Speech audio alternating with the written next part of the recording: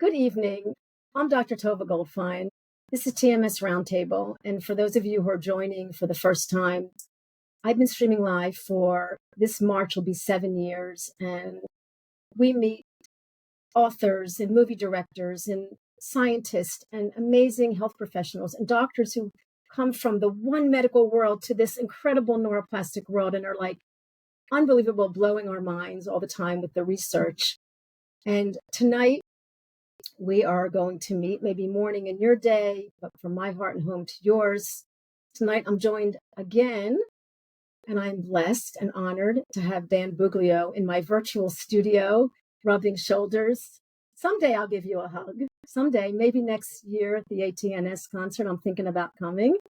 Dan is an author and a content creator whose journey began with his 13-year struggle with back pain and horrible sciatica. I remember you telling me about being on the floor. So since 2019, he has shared over 2,300 daily videos. Whoa. On YouTube and Facebook, not missing a single day. And people are absolutely loving Dan's work. So Dan's videos all dedicated to helping people break free, pain-free from chronic symptoms. His message is simple, practical, just right on it, like spot on, as they say in Australia, and deeply compassionate. We all know Dan's depth and width of his compassion. Through his videos and his group coaching program, he's helped countless people find relief, lasting relief. So Dan, I'm excited to unpack a topic I bring up pretty much every week, but I think you and I will bring it justice. Okay. There are people who are stuck. Mm-hmm. There are people who get better than they get stuck. There are people who are not seeing relief and are the biggest part of being stuck. And I believe that we can leave some insights and help some people tonight, as we both have been helping people for years in our careers, and really, really help people on their journey. So, people are calling you and reaching out to you and reaching out to me and on our Facebook pages. And they are tripping up on themselves, and they know it. They're like, yeah, doc, I know it. So what would be the first thing that will come to your mind when we say the word, like, why am I stuck? Why am I living in fight and flight? Why can't I get into my parasympathetic rest and digest? What's going on, Dan? What's going on with our listeners and with our community? So I think first and foremost, we want to make sure that people understand what creates symptoms, why people are in their fight or flight in that anxious state. And basically the brain's doing its job. It is monitoring and making sure we're safe and keeping us alive. And so I believe that mind-body symptoms, whether it be pain or other types of symptoms, are all created by the brain when it perceives danger. So if people don't understand that, it's going to be really hard for them to settle down and get unstuck if they still think, I've got a bulging disc that's causing my pain for 13 years, right? So I always start out with the foundation. What causes symptoms, and does this apply to me? Foundationally. Now, there's two other things. Is there a cure? Yes, you teach it. Dozens and dozens of other people teach it. I teach it. It's the mind-body approach. But the fourth fundamental is, am I capable of implementing it? And that's where a lot of people get, quote unquote, stuck. I'm too anxious. I've been anxious my whole life. I've never felt safe. The pain is fear of failure. Yeah, the pain is too severe. I don't think I can do this. And so what causes it? Does it apply to me? Is there a cure? And can I do it? Can I implement this? And that fourth one is kind of tricky. But I think that's where we start. Anybody who's stuck, if I'm in my group coaching and somebody says, yeah, I'm really stuck, I back up. Well, what do you think is causing your symptoms? And if they talk about a concussion from 2 years ago, then I'm like, well, it's not likely that. It's the brain perceiving danger still from the initial event, but the body heals. So why are you still experiencing symptoms? So that's just a simple example of how people, they're in my group, they know about Mindbody, but yet they're still like, yeah, but I had an injury. This happened to me. and it never got better. Well, what's the evidence of it not getting better? Pain. Okay, well, pain is not evidence of tissue damage. You know that. So getting unstuck really is making sure we're on the same page, that they know what causes symptoms and that they believe that's what's going on with them. Until we get past that, it's really hard to get into any techniques or processes or anything, because you're still operating on a belief that's based on a false perception that you're damaged or sick. For you, 13 years, how did you, because when I say to people, well, it's counterintuitive, this these methods, the pain is real, but the cause is in your brain and there's no tissue damage, there's no danger. Like, that's also something that has to be learned. And how did you yourself, with your 13 years, learn that your pain was real, but not dangerous to you? How did you get over that? I mean, I found out about this stuff probably in the 90s when I heard Howard Stern talking about John Sarno on his morning radio show. Oh. The morning radio show. And so I immediately went out to the local bookstore, because Amazon didn't even exist then. And I picked up, whatever books I could find from John Sarno, Dr. Sarno. And so that's where I learned about the brain creating symptoms. And I guess I found that about a year into my 13-year journey, but it still took me another 12 years of trial and error and trying to figure this stuff out, and before my brain actually let go of the chronic symptoms. So it was a long journey. I made every mistake possible. And all the things that we do to keep the symptoms going, I did. So in response to just because I've been studying a lot of the pain reprocessing therapy, and I sometimes quote Alan Gordon or Yoni Asher, the scientists in the movie Pain Brain. Mm-hmm. How do we have people have a different relationship with this pain that's real, that's triggering, that medical model says something's broken, but we know you're not? How do we help people have a higher, like I call elevated relationship with that? The pain is not hurting them. How do we help people with that? My entire approach is education. It's not meditate a certain way and you're going to reach this elevated level of, consciousness or anything like that. It starts with education, and we use the education cognitively, intellectually, to push it in till the subconscious starts to accept it. It's clarity, what's going on, consistency of message.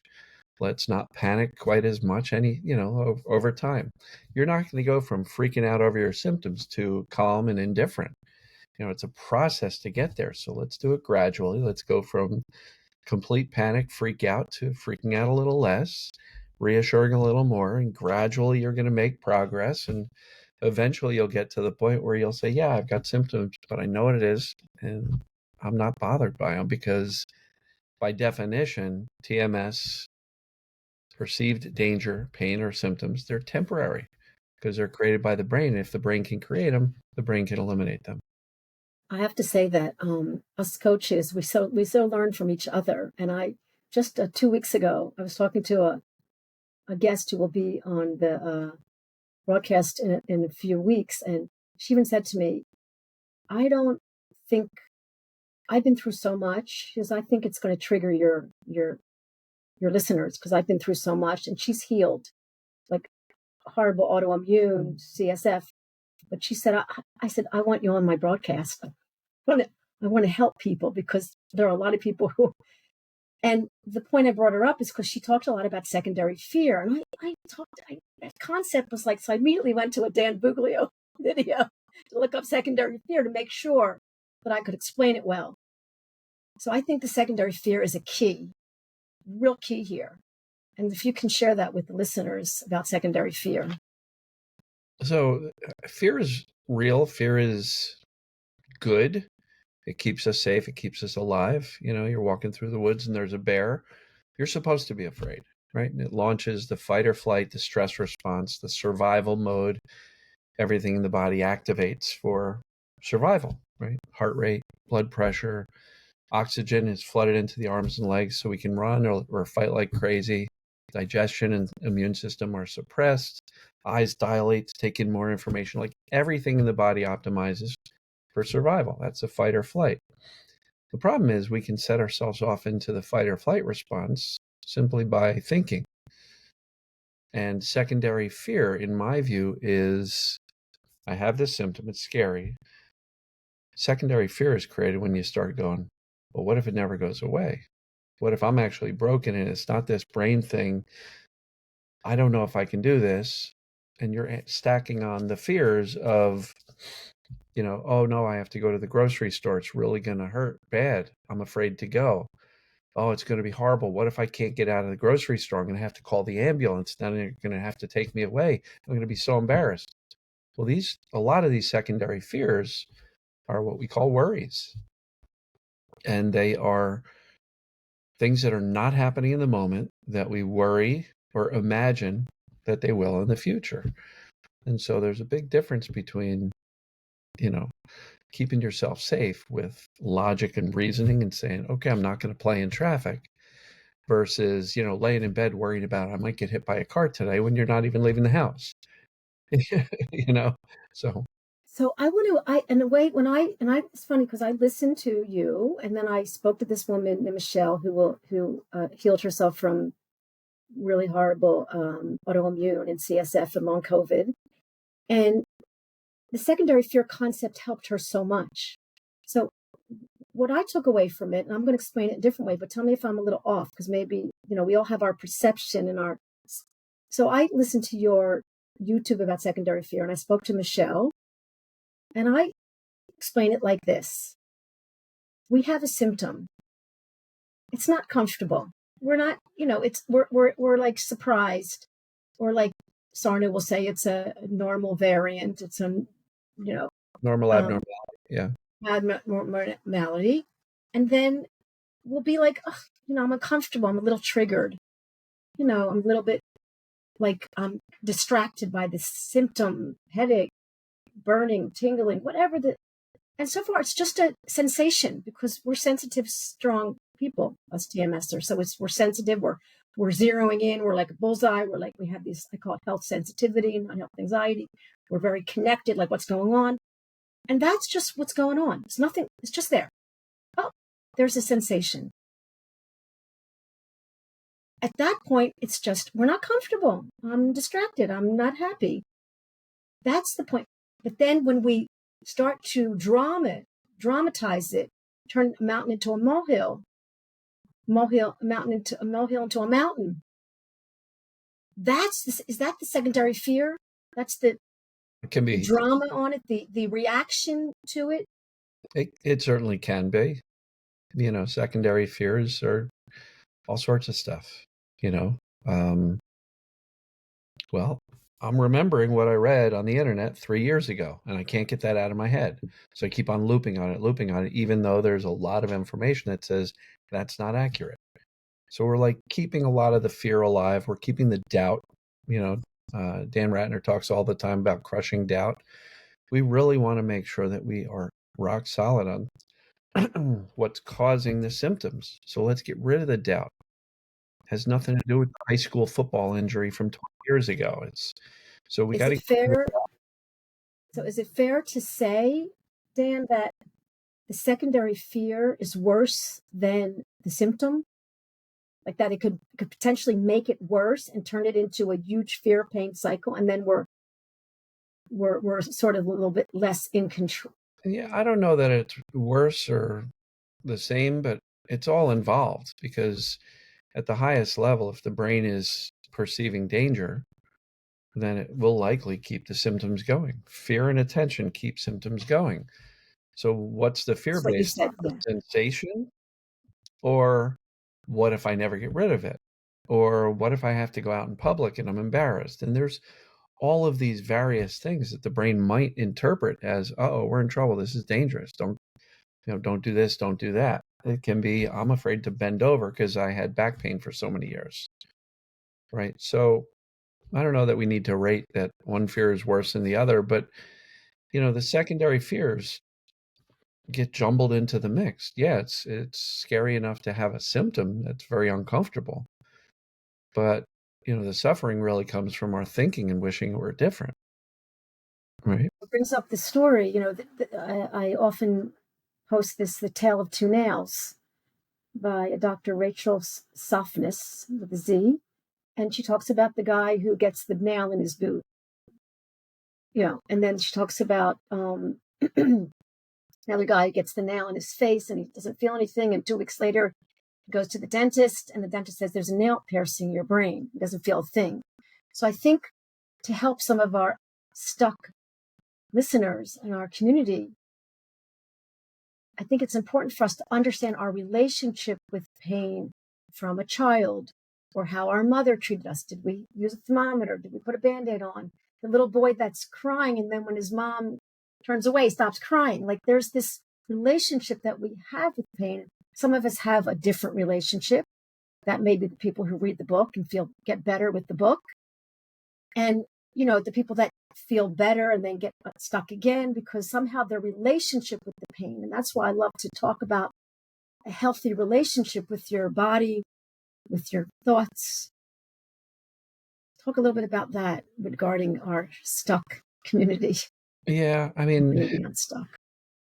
we're all where we are because of our upbringing and our life's experience. Some people have had more health anxiety trained into them by our families, our parents, our grandparents, our aunts, uncles, siblings, whatever. And there's all sorts of varying degrees of experience and traumas that people have experienced throughout their lives. And I think the more you have experienced, the more negative adverse child events like the ACE scores, the more of them you have, the higher vigilance your brain and nervous system is going to be. And you are possibly more likely to experience a mind-body condition because your brain is always on high alert. And I think sometimes those people struggle a little bit more to get better because the self-soothing, the calming, the understanding intellectually, but carrying that down to the deep knowing that I'm actually okay is a little bit more difficult for those people. Some of them are called highly sensitive people, HSPs. It's not a negative thing. It's just where people are. And talking about the relationship to pain, I don't really take people back and say, well, how were you taught to deal with pain as a kid? Like I start with now, where are we? And what do you think is going on? And how do we focus on teaching the brain now that we're actually okay and that the pain you're experiencing are sensations, but they're not proof of damage? Do you feel that with your 13 years behind you, that you live life fully and you move freely, and that sometimes do you ever get triggered and thoughts, and do you ever get like in fear mode again? Like, what? Share with us. I'm sure maybe it's in your book, and I love to hear more about the book, but can you share with us about you and your... Yeah, I mean, a lot of people say, Dan, what do you do every day to keep TMS or these symptoms at bay so they don't come back? And the answer is nothing. I teach this stuff and talk about it daily, 7 days a week in my daily videos. I coach. And so it's kind of ingrained. It's like I've adopted these concepts, theories, beliefs deeply. So if I should happen to have an experience with some symptoms, I give it the attention it deserves. Little to none. I know what that is. Oh, yeah, this happened. And my story that I tell often is when my mom had a stroke, I was sitting bedside with her for days on end, just really watching her struggle and come through that. And my old back pain came up. It showed up. And I said, oh, go figure. Yeah, of course. This is very traumatic, distressful. I got my back pain. So what? I didn't care. Left it alone. Gave it no fear, no attention. Didn't try to fix it. Didn't try to launch into practices of this and that and meditate, visualization, breath work, somatic I didn't do any of that. I just knew what it was and left it alone and focused on mom.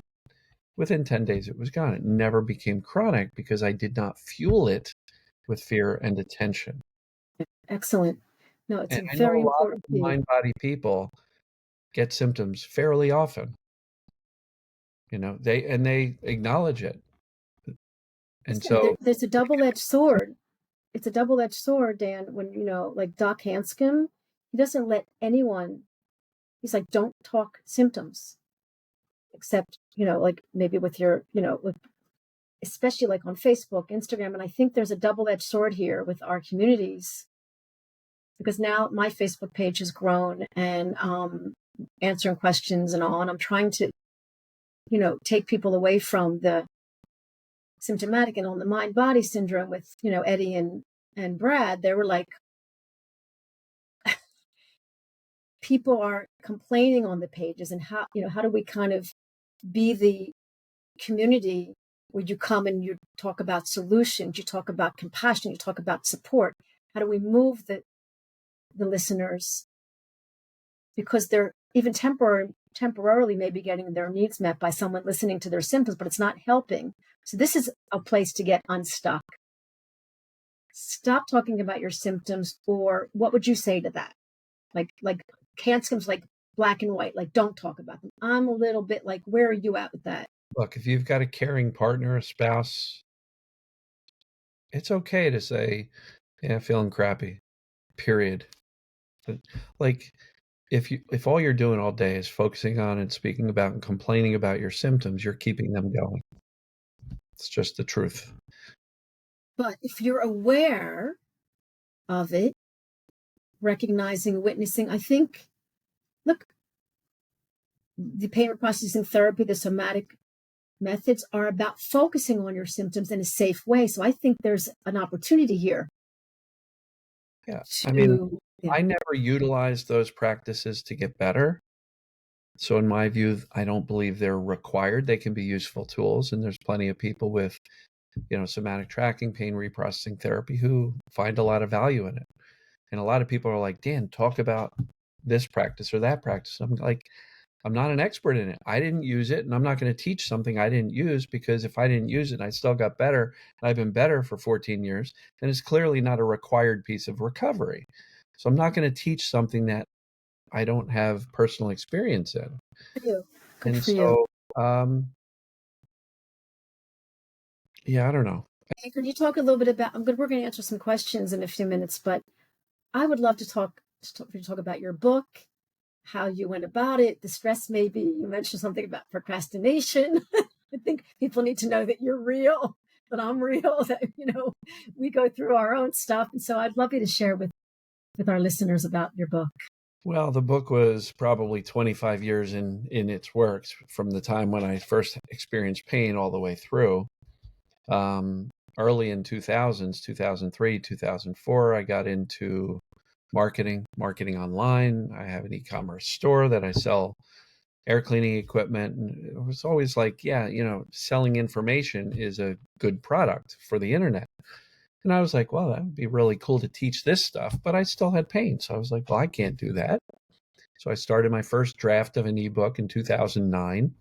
Never got anywhere. Got like 3 chapters in. And I'm sitting here going, I don't even know what I'm talking about, because I still have pain. Who am I to write a book? So that got scrapped. But later on, 2015, 14, 15, 16, I started starting to write it again. And still not 100% certain how to formulate it. Because I was like kind of the old Sarno, feel your emotions and talk to your brain. I was like a Sarno look-alike if I wrote a book back then. And so where I really turned a corner for me was I started doing daily videos in March of 2019, and literally speaking to the audience daily, seeing the comments, and over 6 years, tens of thousands of comments. And by teaching it every day, I refined the message. Almost had like a real live clinic to say, here's an idea. And I got real-time feedback from the audience, like, that's cool, that worked, that didn't.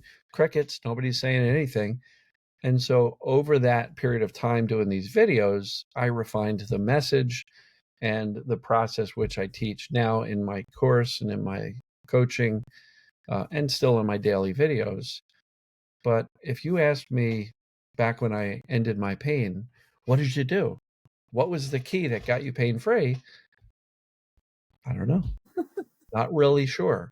In hindsight, now that I've gone through this process of iterating, explaining it over and over thousands of times and seeing what's working and coaching, at this point, well over 1,000 people through the group, about 600 people individual coaching. Like, I got a lot of firsthand experience in seeing what worked, and I formulated a process which is now in the book.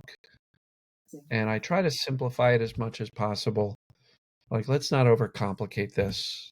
Like, perceived danger creates symptoms. Teaching the brain we're okay is the solution. Listen, I think that's what people love about you. I mean, we all love Howard Trubiner, and he's such a love bug, but his book is heavy. His book is heavy, and he'll be the first one to say it. And so I'm looking at payment processing therapy, and the workbook is kind of light and easy, and it's like, and I think the most important thing is that your book expresses you and what worked for you. And that's what people know. It may not work for me, but we're talking about basic universal laws of nature, talking about a brain, a body, a heart, a soul, talking about a real person who went through real pain, who's got a heart, as big as. So I think it's beautiful that you wrote your book, and I asked you to bring a copy, but you said you gave your last copy away. So Yeah. I think I just ordered more author copies. right. So it's called Painfree You, and for anybody who's not Audible, Kindle. Yeah, So good, it's all the format. Good. So we're going to go ahead and bring up some questions, and I'd love to really get the Buglio answer on it. From Jessica, what if you truly feel like you're doing everything correctly and you still have symptoms 2 years in? Okay, so the brain is still perceiving danger, right? And I literally had 2 people sending me messages through Facebook Messenger yesterday. Dan, I'm doing everything right. I'm completely unbothered, and this and this and this and this and that. And it's really frustrating me and it's really pissing me off. And I'm saying, okay, but frustrated and really pissed off because this stuff isn't working is not unbothered. I want to just answer. Yeah, I want you to answer this even more. I know Jessica. She's a brilliant lawyer. She's brilliant and smart, and had a great childhood, and something happened at work with her, and she's amazing, and she's tripping up on herself, and I love her, and that's why I say it. So how do you help someone who's tripping up on themselves? Well, Jessica and I know each other as well. She's been in my group. Yeah, look, she just said, Dan knows me. And I love her. I love her. You got to love Jessica. But she's awesome. But again, people say I'm doing everything right, but yet they're still very focused on their symptoms. They speak about them. They are upset by them daily. And I know in Jess's case, no offense, Jess, but for a lot of the time that we worked together, you were still pursuing medical treatments to try to have somebody else fix it, as opposed to diving into the work. But at the end of the day, if the brain is still keeping symptoms going, there's more danger than there is safety. And we have to just focus on safety. And how am I contributing to either feeling more safe authentically or perpetuating the danger with the secondary fears and the worries that I'll never get better, and the talking about I don't like the word complaining, but some people do. And so sometimes we perpetuate ourselves because we get so frustrated that we're not better yet. But intellectually, we're like, smart as heck. But yet we don't even see that we are potentially keeping things going through our response to the symptoms, avoidance of activities, right? So it's definitely challenging, and there's a lot of people in that space. But literally, the 2 people who messaged me yesterday were literally, you could hear their anger and their frustration coming through their texts. yeah, Typing like 3 pages and saying, I'm doing everything perfectly. I'm not bothered. I know I'm safe. I don't have any fear. I'm like, well, then why are you ranting through the messenger about how awful this is? That's not unbothered. That's not safe. That's conveying, I'm in deep trouble. I hate this. And I got to get out of this like yesterday. That's not safety. And I'd like to say something too. I think it'll answer a few other questions. But Dan, where are you at with this one? Because you and I were cheerleaders. We're a bit more tough love than some of the other coaches. We're a bit more like straight with the. But I would like to see what you feel, because I'll say to some people, you need to love your body. This body's protecting you. Body's not against you. I agree. And that's the safety physiology. But I think if people could really see that their body is a good body, it's not against them, and like a love affair. I mean, what do you think about that when I say that? Yeah, I mean, I don't know if I would go into the love affair language of describing it. I'm That's a woman. okay. It's okay. But like, your brain is not out to get you. It's not doing this to you. It may be operating on misinformation and fear. But the brain and the nervous system are not broken. They don't need to be healed. I think we really just need to teach the brain the accurate information that you're not broken. And we do that through a number of ways: mentally, emotionally, physically, how we treat ourselves. Because if you're always beating yourself up and judging that you're doing it wrong, that's not safe. How do we respond to the symptoms? I mean, that's like one of the largest levers that we control. Is like, well, if I'm always pissed off and frustrated and panicked, and predicting a bad outcome for myself if I go live life, I'm not fueling the So safety. I'm there's the fueling the love. There's the love and compassion and patience and hope and belief. There's the love. So, Brian, next question. I've made progress being able to not focus on the pain symptoms. Amazing, 24/7. Why, when I am not thinking or focused on the pain, does it come flooding back out of nowhere? So my first response is, not all perceived danger is conscious, right? It's not that Angela did something specific that caused it to flood.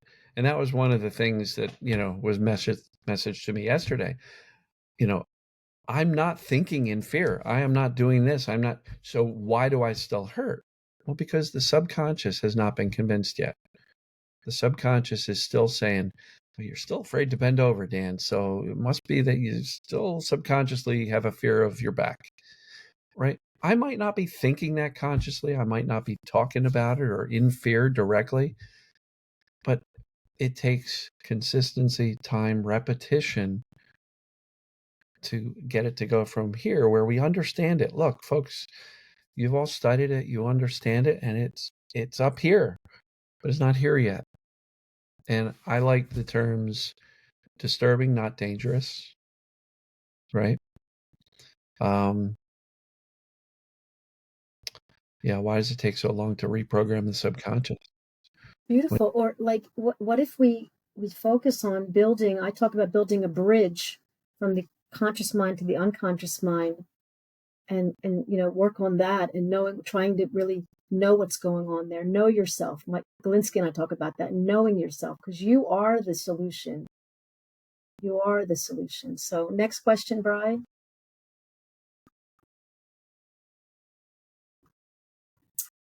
Any advice on how to handle symptoms that have become a conditioned response, predictive coding?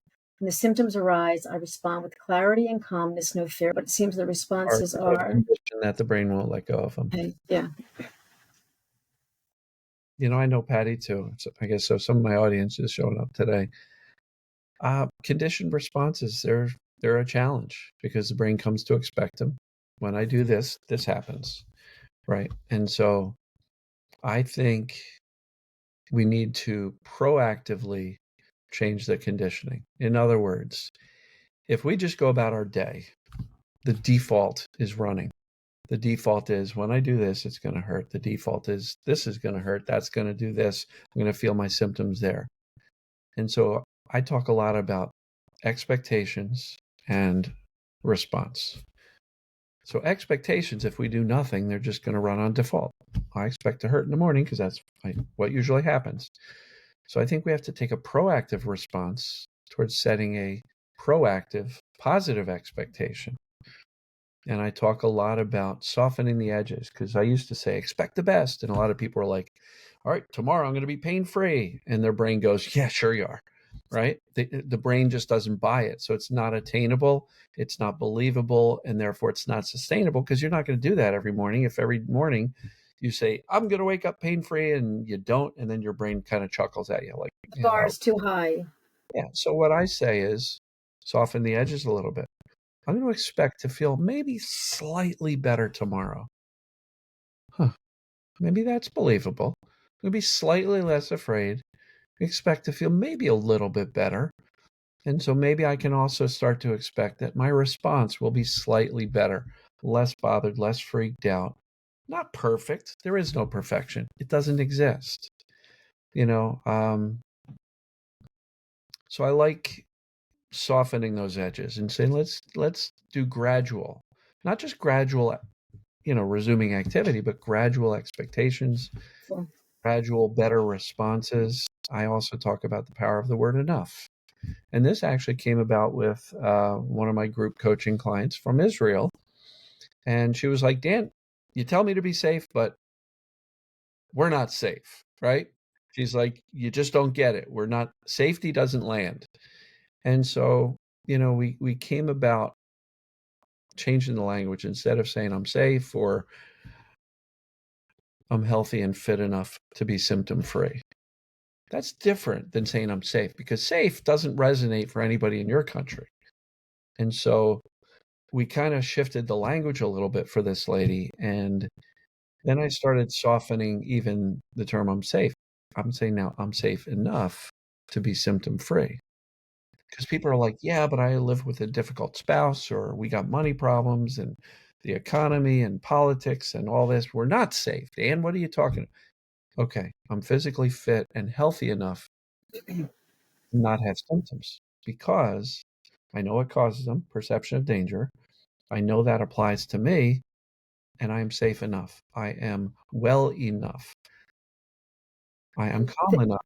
And I yeah. like the word enough and the gradual, maybe I'll be a little better tomorrow. Maybe I'll respond a little bit better. And over time, we build progress. Baby steps will get you there. Maybe not as fast as you want, but if you try to do absolute, like I'm going to be pain free tomorrow, your brain's not going to buy it. No, I think what you're saying also and is that we can be safe even under a threat. We can absolutely calm our nervous system. It's done. We don't have to be a Dalai Lama on the mountain or Joe Dispenza.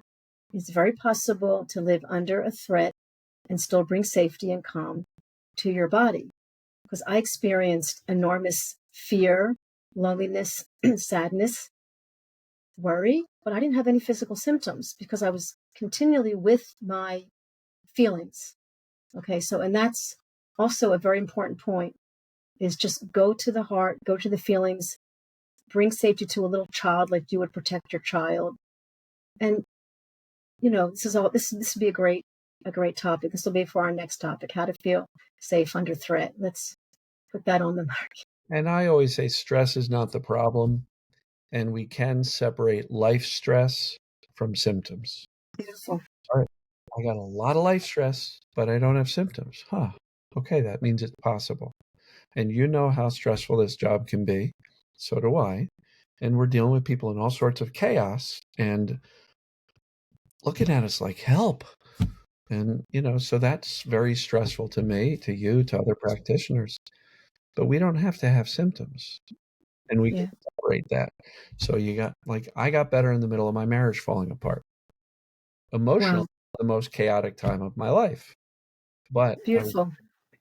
13 years of back pain. So there's evidence that life stress, life situations, while they are unsafe from the standpoint of not great for our, well-being and livelihood and everything else, um, we can still separate them and teach the brain Excellent point. my body is well enough, fit enough, strong enough to not have back pain. That was my. Very important point. Very important point for our listeners. I hope, by the way, this recording will be up on the YouTube. It's you can hear it again. If your question doesn't get answered tonight, you can leave your question on the YouTube. TMS Roundtable on my channel, and I'll make sure that I or Dan respond to it. But so happy to have all of you here in the studio, the Facebook page. Brian, next question. Can you recover still on medicine, even if you feel they don't work? I can't just go off them, need guidance. So my take, I've seen people get better while on medicine. I've seen people get better with never having taken it. And I've seen people get better in the middle of tapering off of them. I don't believe the medicine is a make it or break it. I can or cannot get better. Some people think, well, if I'm taking the pill, I'm sending the wrong message to the brain that there must be a problem if I'm taking the medicine. Let's not create all those, what are they, secondary fears, right? And I believe if the medicine is providing you a benefit, take it until you don't need it. And for this lady's question, even if it's not providing you a benefit, if it provides you some level of safety by continuing to take it, right? Because she said, I don't think it's working, but I'm afraid to get off of it. And I think that is a fear that I don't think it's working, but what if I go off of it and things get worse? So maybe it's working and I'm afraid to get off it. So let's take that out of the equation. View the medicine as a measure of self-kindness prescribed and directed by your medical doctor. We're not giving medication advice. We can't, we're not allowed, we're not licensed to. But you make your own decision regarding the meds, but also it will do you a lot of good if you can make a decision that says whether I'm on it or not, safety prevails. Good point. Safety under a threatened situation. Good point. Next question, please. So I've been trying to do stuff in spite of symptoms, but they are lively at the moment. I go to a weekly Pilates class, but every time I get upset and frustrated by the moves I cannot do. Christine, foundationally, what's causing the symptoms? Is it the body and the movements in Pilates? Or is it the brain perceiving danger and maybe saying those moves are dangerous, right? So whether you continue doing Pilates or not is not the fact. How much fear is there surrounding Pilates? Do you believe that I'm going to harm my body? If so, you don't have the clarity that says this is a mind-body condition, not a body-body condition, right? So, Christine, I would definitely say if you like doing Pilates, do Pilates. If you're not able to do a move, like because it's too hard, because you have symptoms, maybe back off a little bit and do things you're capable of, but work into it. But just recognize that the presence of symptoms during or after a Pilates session is not proof that you've damaged or harmed your body. It's proof that your brain is going, Christine, what are you doing? What do you do? Why are you getting in those positions? It hurts. Stop it. And sometimes it turns it up louder. I like to call this like an activity hangover. Sometimes you can do Pilates and feel pretty good during the session, and then later that night or the next day, boy, does it hurt. At that point, it's like because we've now got 8 hours, 10 hours worth of thinking about, oh, did I do too much? I don't know. Maybe I shouldn't be doing it. Fear, fear, danger, danger, danger. Yeah. Wallop, here's the symptoms.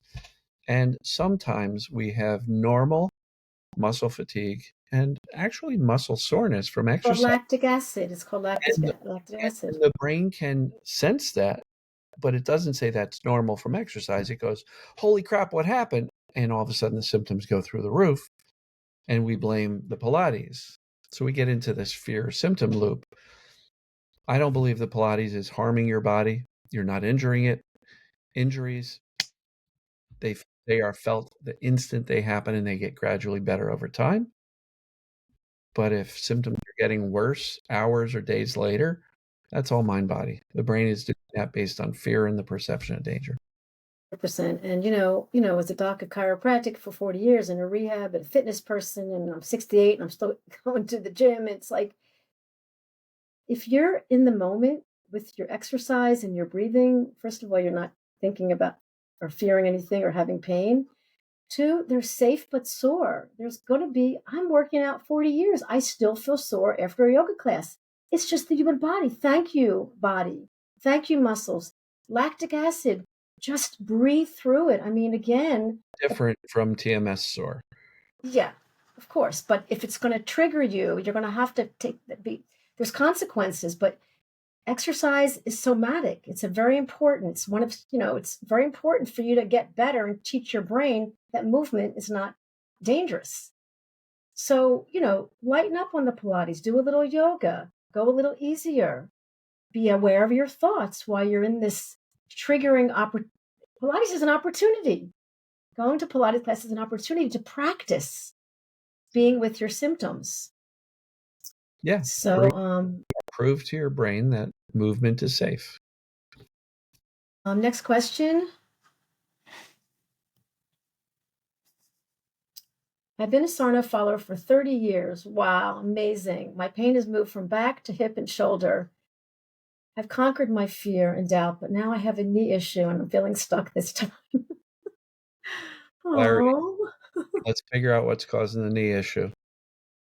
Is it a knee issue, or now I have TMS in the knee? There's a difference in how you perceive it and even how you state it. But now I have a knee issue and I'm stuck. Well, what's wrong with your knee? And have you done the assessment to see how your knee pain is behaving, and does it fall under the mind-body TMS type of characteristics? Or do you really have a knee problem? And we can determine that by the assessments.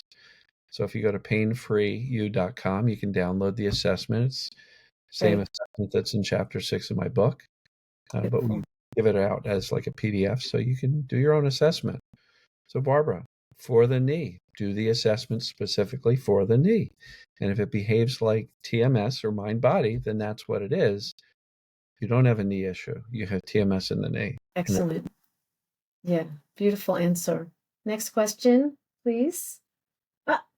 Jessica, we love you. Why does it take so long to reprogram the subconscious when you get your conscious mind on board? Good question. For the audience, go ahead. Consistency. If you're telling your brain 1 minute, I know what it is, this is all it is, there's not a problem, there's nothing wrong with my body, but then you respond to symptoms, frustrated, pissed off, avoiding movement, avoiding activities, conflicting messages, the subconscious unfortunately believes the danger more than the I'm okay, because the brain's primary function is survival and safety. So it's going to have a bias towards the negative, which it's going to believe your actions and your emotional and mental response to the symptoms more than it is the cognitive intelligent, I know what this is. That's book smarts, that's video smarts. Consistency, repetition, clarity is the way to go. So, and this is a quick 3-point that I learned from the Alan Gordon work. We have a pain, we have a symptom. Number 1, the evidence. Okay, MRI, CAT scan, I'm okay. 2, what, and this is from the pain reprocessing workbook from the 2 women who work with Alan Gordon in his clinic. They healed from horrible migraine, both of the authors from the pain reprocessing workbook. They always say, the next question is, what is your symptom saying? Now, this is not woo-woo. What's behind your symptom? And then the third point would be, what would be the deep core feeling that might be triggering your amygdala to cause your fight and flight mechanism to fire off and be hijacked? Go deeper. Dig deeper, peel that layer of the onion, go deeper and trust yourself. Your body knows what it's doing. Next question, Bri. A major stress caused my symptoms. That stress is way over. Here I am still with pretty bad symptoms years later.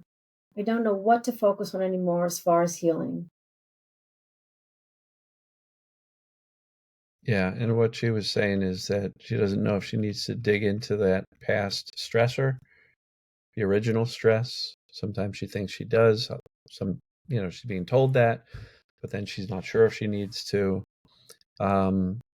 I sometimes believe that we can get so lost in trying to figure out how to process or deal with the old stuff that we're not focusing on safety today. All right. And there's a lot of people in this mind-body community that are very emotions and trauma focused. My belief is Sarno is right. The brain can perceive emotions as dangerous and turn on a symptom like pain to distract us from that overwhelming, scary emotion. He's right. In theory, that's right. So what do we do about it? Does that mean we got to go back 30 years and deal with the thing, or 5 years or 3 years and deal with the trauma, even though that's long gone? And I always say that, what's keeping the symptoms going may have nothing to do with why they started. And it's the fear and the focus and the anxiety and the worry and the catastrophic thinking about the symptoms and whether they're going to go away. That oftentimes is what's keeping them going, much more so than whether or not you've properly dealt with some trauma from years ago. So I view safety today. And look, Sarno's right. If the brain perceives emotions as dangerous, emotions can still trigger symptoms today. You get highly emotional. I'm sure a lot of people will say, yeah, when I get really emotional, my symptoms get worse. Your brain still perceives emotions as dangerous. That doesn't mean you got to go deal with it or get into trauma therapy or talk therapy. We have to teach the brain that emotions are safe. How do we do it? Feel them today, your right now stuff. Feel the emotions without judging yourself harshly for having them, and then stay out of story mode, which means quit ruminating on the story that happened a week, 10 days ago, a month, a year ago, because every time you ruminate on a story, what are you doing? You're recreating the emotion. Then you're saying, oh, I can't get rid of these emotions because we recreate them through rumination. And so create safety today with emotions by feeling them. Don't judge. Get out of story mode. When you feel your emotions, they dissipate. Yeah. And it's very important. I want us to be, again, this is a little bit tough love. Doc Hansom's coming out with a new book about repetitive, intrusive thoughts. And he's strong on this point, and it's a little bit harsh, but it's going to help you. And again, I've been there, Dan's been there, but we get addicted to our story, we get addicted to our thoughts, we get addicted to our pain, and we don't believe that we can remove ourselves. And, if we need an AA program, if we need to get a coach, if we need to dive into this, if we need to be our best friend, our cheerleader, it's a relationship. Addicted is not a bad word. We can be also addicted in a way that just helps us in the solution. I'm using that word to kind of pull you into, you have so much power in you, so much ability to do this. And I want people to feel empowered by our Facebook pages and our responses, not demasculated or down. I want you to feel empowered by that. You can meet this quote unquote addiction or this. It's fear. It's a habit. We all have it. We're human beings, but you can meet this and see it for what it is, and absolutely put yourself in the solution state and recover. For sure. Next question, Brian. Hi, Dan. I recently developed knee pain from having to run really fast to catch a flight. I'm glad you caught the flight. I haven't run in 20 years due to arthritis. Can this be a mind-body condition? After doing the assessment, I don't. Do you see the end of the sentence? Let's see. After doing the assessment, I don't answer yes to hardly any of the questions. Well, hardly any. You don't have to answer to a lot of them. You answer yes to one of them, it's most likely a mind-body condition. So, Shelley, can you type in how many yes answers out of the 20 some odd questions in the assessment? Because people are like, yeah, well, I don't have all of them. I only have like 8. I'm like, well, that's pretty good evidence. Chronic pain is not normal. Chronic pain is just not normal. And we're meeting people. I know you mentioned about autoimmune. I'm meeting people recovering from all types of autoimmune conditions and MS even and cancer. So I'm always on the gallows for this one. Yeah. So Shelley, I guess my answer to this would be, how many of the questions do you answer yes to? And if one or more, then your brain is creating it. The other question is, did the pain start immediately or later? That's another indicator that it's a mind-body thing. And And has the pain gotten worse since that incident? Because injuries, they hurt most when they happen. But if the symptoms are getting worse and worse and worse, that means your brain is now taking over. And even if there was a minor tweak from running and you haven't run in 20 years, it should be feeling better pretty quickly. And if it's getting worse, that means the brain's perception of danger and fear and doubt is what is stacking on the danger, and therefore symptoms getting worse. So Shelley, I would evaluate how symptoms are behaving. If things are getting worse since the incident, and look, if it started hurting, did you get it checked out? Did you, is there something significantly damaged in your knee that happened that moment? And if so, it was likely you were not going to catch the plane, because if you injure yourself that badly, you're probably not going to be able to keep running. And if you were able to keep running, you probably didn't injure it so bad. It could have just been the brain's perception of danger saying, stop running. What are you doing? You haven't done this in 20 years. It's really stressful to be missing a plane. It's a very stressful thing. So where's the compassion and love for that? Yes, I answered yes to all. And so, but again, has it gotten worse since the incident? That's not how injuries work. They start to feel better. Even if there's a legitimate injury, it should start to feel better over time, not worse. Great answer. Dan, the hour's up and you have your day ahead of you. So I'm gonna there's lots of wonderful people, it looks like in the studio, and you can leave your question on the YouTube. She didn't catch the plane. Sorry to hear that, Shelley. Oh, she didn't catch the plane. So that's so you know what? There's like this child is like, I tried, and I didn't succeed, but you did succeed. Being on the plane or not being on the plane is not successful. So be loving and compassionate and cut yourself a break. It's not easy. It's a stressful moment. Can I tackle one more? Chrissy asked about diagnosed autoimmune disease. My symptoms are numerous. I struggle with not knowing which symptoms are the result of TMS or the autoimmune disease.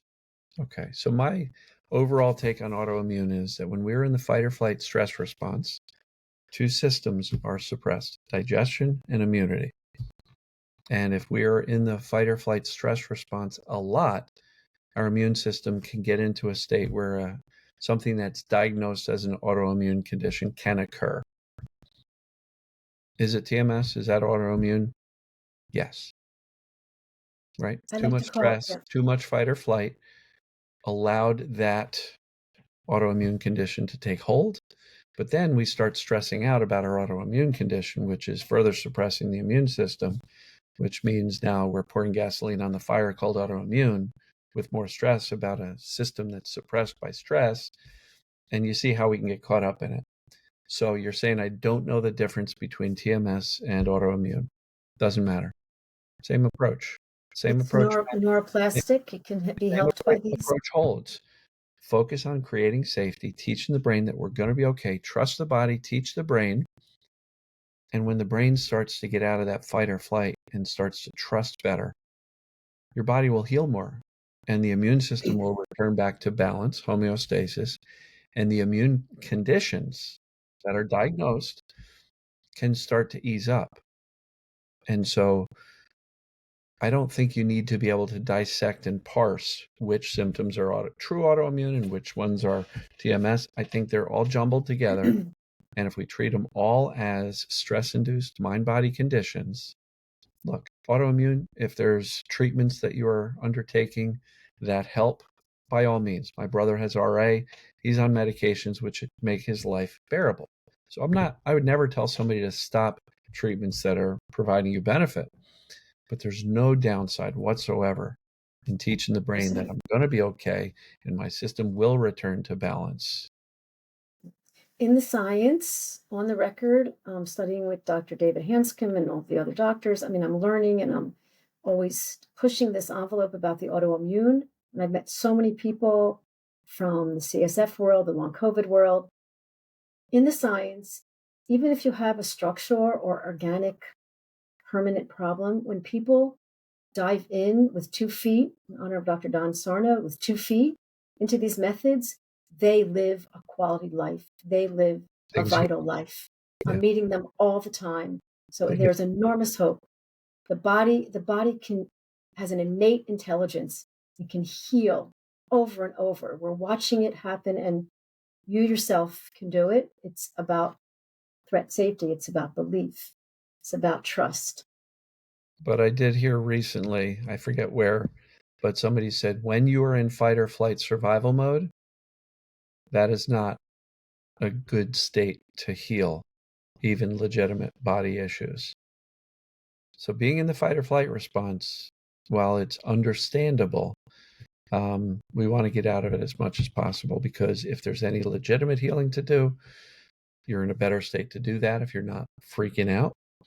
And if it's a mind-body condition, let's get out of fight or flight more often with calm, clarity, certainty, confidence, trust. We're going to be okay. Beautiful. There's no downside to taking a safety approach to all of this. And Dan and I are, 100% integrate. Please get the chemo, take the medication, take the biologics, but dive into this neuroplastic work, and you have a perfect combination of healing. Remember, you're the pilot, you're the doctor, you're the captain. Yeah. So, Christina, don't worry about the doctor and that diagnosis. We can set that behind us and say, well, I'm going to move forward from here.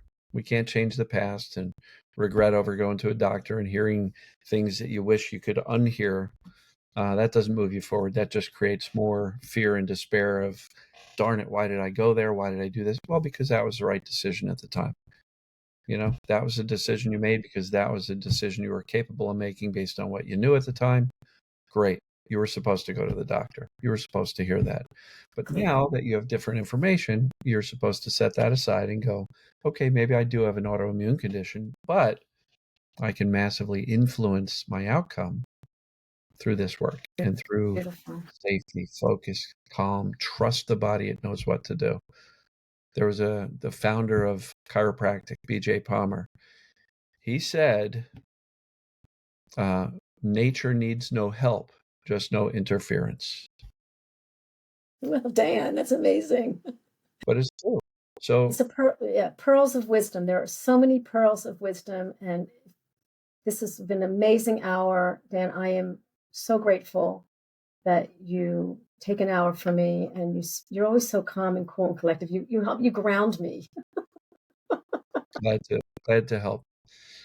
So everyone out there, leave your questions on the YouTube. We'll get them answered. We're sending you love and hope and blessings from our hearts and home to yours. Have a wonderful rest of your day. Dan, we'll meet again. All right, Doc Tovah. I appreciate you. Thanks for inviting me on. You're welcome. See you folks later. Take care, everybody.